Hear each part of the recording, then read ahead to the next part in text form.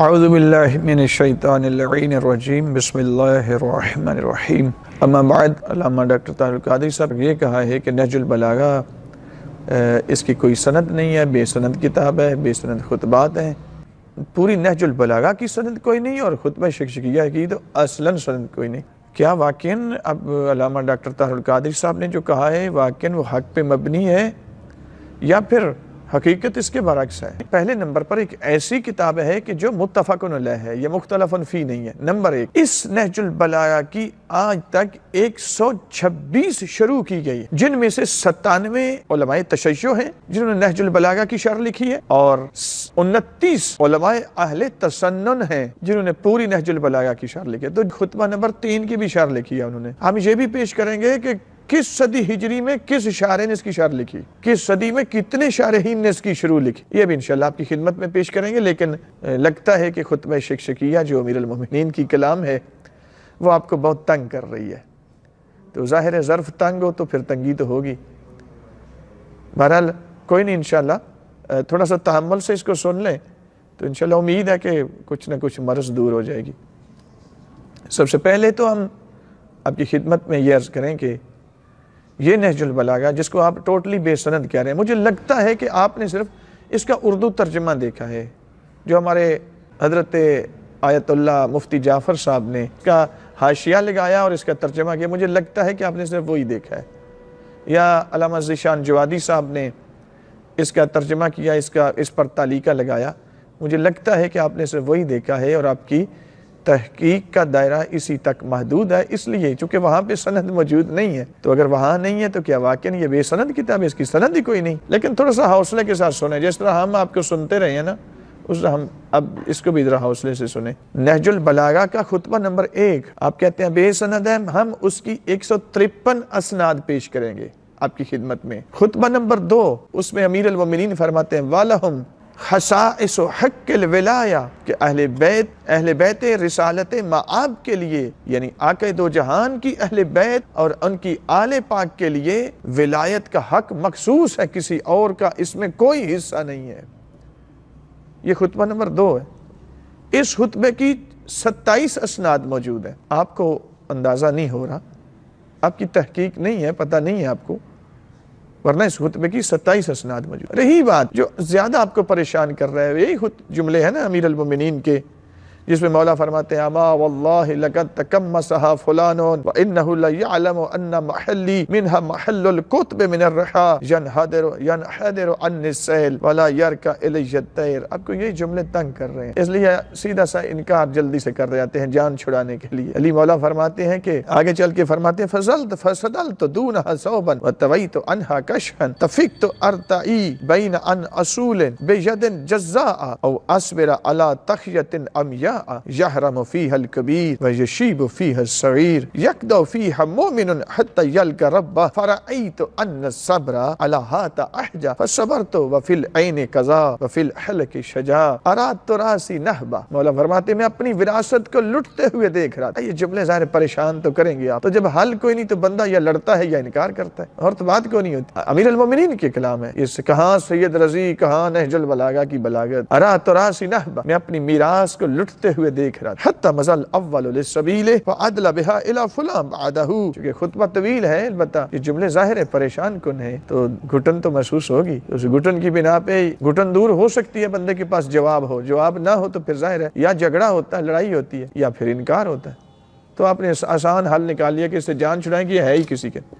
لے میں آپ کی خدمت میں اسی خطبہ شکشکیہ جو خطبہ نمبر 3 ہے، اس کی چند سندیں پیش کرتا ہوں، ان کے راویوں کے نام بھی لیتا ہوں۔ اس مسند و نہج البلاغہ کے اندر اس کی جلد نمبر 1 میں صفحہ نمبر 306 ہے، 307 پہ خطبہ نقل کیا ہے، 306 پہ اس کی سندیں بیان کی ہیں۔ قال فی باب معانی خطبت امیر المؤمنین علیہ الصلاۃ والسلام حدثنا محمد بن ابراہیم ابن اسحاق الطالقانی رحمۃ اللہ علیہ، یہ لفظی اوپر یہ لکھا ہوا ہے، توثیق یہاں سند کے اندر ہی موجود ہے۔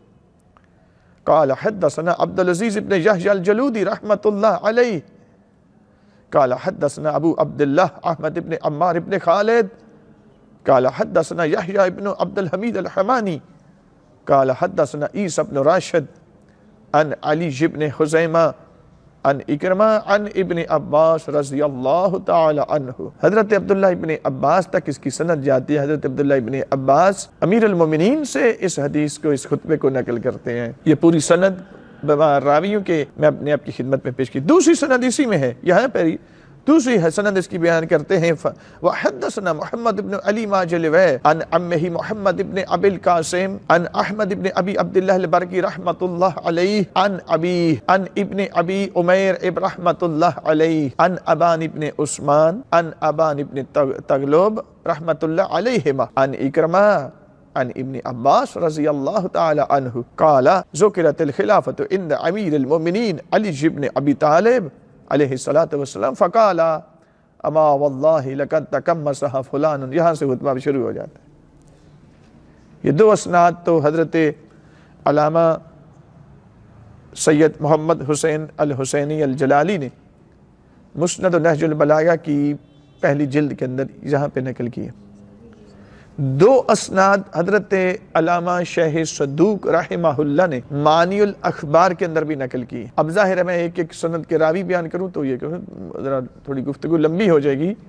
اختصار کے ساتھ آپ کی خدمت میں پیش کرنا چاہتے ہیں تاکہ کم از کم اگر آپ جان بوجھ کے کر رہے ہیں تو اس ہٹ درمی سے رک جائیں، اگر لا علمی کی بنا پہ کر رہے ہیں تو جہالت دور ہو جائے۔ یہ نہج البلاغہ کی اس خطبے کی، ورنہ میں نے آپ کی خدمت میں عرض کی کہ امیر المومنین نے صرف اس خطبے کے اندر یہ چیزیں بیان نہیں کی، یہ اپنے اوپر ہونے والے ظلم، اپنے حق لٹنا، اپنی وراثت کا لٹنا، اس کو دیکھنا، خاموش رہنا، چونکہ جہاد کے وجوب کی شرطیں ہوتی ہیں، اس کے لیے ظاہری سپاہ ہوتی ہے۔ مولا کے پاس سپاہ نہیں تھی، جس طرح مکہ کے اندر نبی اکرم کے پاس سپاہ نہیں تھی تو جہاد نہیں کیا، لیکن مدینہ پاک میں آئے تو وہی میرے نبی کبھی جنگ بدر میں جاتے ہیں، جنگ حنین میں جاتے ہیں۔ اسی طرح امیر المومنین کے پاس جب تک سپاہ نہیں تھی جہاد نہیں کیا، جب سپاہ ہوگی کبھی نہرواں میں چلے گئے، کبھی جنگ صفین میں چلے گئے۔ اب یہاں پہ آ جائیں، آپ تھوڑا سا آگے بڑھتے ہیں۔ مولانا صاحب دو اسناد اس میں، دو اسناد معانی الاخبار شیخ صدوق رحمۃ اللہ علیہ روات و محدثین نہج البلاغہ، اس کی جلد نمبر 12 میں نہج البلاغہ کے خطبہ شکشکیہ خطبہ نمبر 3 کی پوری 17 اسناد علامہ نے نقل کی، دو سندیں نہیں نقل کی، 17 اسناد۔ حضرت صاحب حضرت علامہ محمد دشتی یہ ہیں محقق، ان کو کہتے ہیں محقق۔ اردو کی دو کتابیں پڑھ لینے سے اور شیعوں پر بچھاڑ کر دینا، اعتراض کی اپنی جان چھڑانے کے لیے، اس کو محقق نہیں کہتے۔ محقق یہ ہیں، یہ پڑھو تمہیں پتہ چلے، آنکھیں کھل جائیں گی آپ کی۔ اس کی 17 سندیں لکھی ہیں ایک خطبے کی، خطبہ نمبر 3 جس کو خطبہ شکشکیہ کہتے ہیں۔ یہ مسند و نہج البلاغہ ہی ہے، اسی میں انہوں نے پہلے چونکہ ہر صدی کے محدثین نے جو ان خطبات کو نقل کیا، یہ بھی پوری تاریخ یہاں بیان کی ہے، ایک ایک کے نام بیان کی ہے، ان کی تاریخ ولادت بھی بیان کی ہے، تاریخ وفات بھی بیان کی ہے۔ یہاں پہ فرماتے ہیں اس کے صفحہ نمبر 92 میں فرماتے ہیں کہ الخطب والکلم المرویات فی نہج البلاغہ حالها کحال الخطب المرویت عن رسول اللہ، کہ امیر المومنین کے جو خطب ہیں یعنی خطبے ہیں، ان کا حال وہی ہے جو نبی اکرم سے مروی روایات کا ہے۔ کیا ہے؟ فرماتے التی بعضها متواتر قطع الصدور، ان میں سے کہتے ہیں کہ ان میں سے بعض قطعی الصدور ہیں اور متواتر ہیں، اور جس طرح نبی اکرم کی تمام حدیث متواتر نہیں ہیں، اسی طرح کہتے ہیں کہ یہ بھی اس کا کچھ خطبات، کچھ کلمات حکم وہ متواتر ہیں، قطعی الصدور ہیں۔ اور متواتر وہ اس کو کہتے ہیں جس کا صدور کا یقین ہو جائے کہ یہ جملہ ہمارے مولا کائنات کی زبان سے نکلا ہے، جب یہ یقین ہو جائے تو ایمان لانا اس پہ لازم ہوتا ہے، انکار کفر ہوتا ہے۔ یہاں پہ انہوں نے کہا کہ متواتر قطعی الصدور، یہ سید محمد حسینی الجلالی نے مسند و نہج البلاغہ کے اندر نقل کیا۔ یہاں پہ اس کی جلد نمبر 1 میں نہج البلاغہ کی شرح لکھی، 5 جلدوں میں محیط یہ شرح ہے۔ اس کے صفحہ نمبر 422 پہ خطبہ شکشکیہ کے متعلق لکھتے ہیں۔ کیا فرماتے ہیں؟ فرماتے ہیں کہ یہ جو لوگ کہتے ہیں نا کہ مولا علی اور باقی حکمرانوں کے درمیان کوئی اچھے ہی حالات تھے، کوئی مشکل نہیں ہے تھی، فرماتے ہیں وَالْحَقُّ أَنَّ الْمُنَافِسَةَ كَانَتْ ثَابِتَةً بَيْنَ عَلِي وَبَيْنَ مَنْ تَوَلَّى أَمْرَ الْخِلَافَةَ فِي زَمَانِهِ، کہ امیر المومنین اور وہ لوگ کہ جو حکمران تھے ان کے درمیان اختلاف چلا آیا ہے، حق یہ ہے والشکایت والتظلم الصادر عنہ فی ذالک امر معلوم بالتواتر المعنوی، اور مولا امیر علیہ السلام نے جو اپنے اوپر ظلم ہوئے تھے ان کا شکوہ شکایت کیا، اس ظلم کا اظہار کیا، یہ مولا سے صادر ہوا ہے، اور یہ ایک ایسی چیز ہے جو امر معلوم ہے تواتر معنوی سے۔ فَإِنَّ نَعْلَمُ بِالضَّرُورَةِ أَنَّ الْأَلْفَاظَ الْمَنْقُولَةَ عَنْهُ الْمُتَضَمِّنَةَ لِلتَّظَلُّمِ وَالشِّكَايَةِ فِي أَمْرِ الْخِلَافَةِ قَدْ بَلَغَتْ فِي الْكَثْرَةِ وَالشُّهْرَةِ بِحَيْثُ لَا يَكُونُ بِأَصْلِهَا كِذْبًا بَلْ لَا بُدَّ وَأَنْ يَصْدُقَ وَاحِدٌ مِنْهَا وَأَنَّهَا ثَبَتَتْ فِيهِ الشِّكَايَةُ أَمَّا خُصُوصِيَّاتُ الشِّكَايَةِ بِأَلْفَاظِ الْمُعَيَّنَةِ۔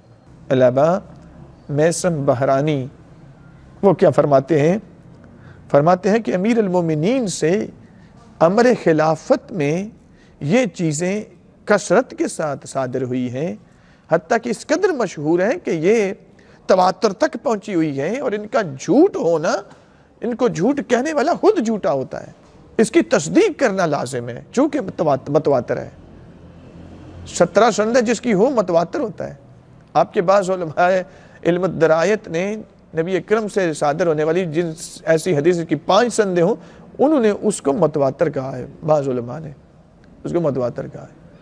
تو اس کی تو 17 اسناد ہیں، جس کی 5 وہ متواتر ہے، جس کی 17 سندیں ہوں وہ جھوٹ ہے، وہ گڑی ہوئی ہے۔ لہذا ڈاکٹر صاحب یہ نہج البلاغہ شیعہ کی کیا جرت ہے جو اس، اور کیا حیثیت ہے کسی کی کہ جو اس بلاغت اور فصاحت پر مبنی کلام کو لے آئے۔ علماء جو اس نہج البلاغہ کے شارحین ہیں وہ علماء تسنن ہیں یا علماء تشیع، سب نے یہ جملہ ضرور لکھا ہے کہ فوق کلام البشر و تحت کلام الخالق، مخلوق کی کلام سے یہ اوپر ہے، اللہ کی کلام کے نیچے ہے۔ لہذا جناب یہ خطبہ شکشکیہ متواتر خطبہ ہے، اس کا تواتر ثابت ہے۔ پروردگار ہمیں سمجھنے کی توفیق عطا فرمائے۔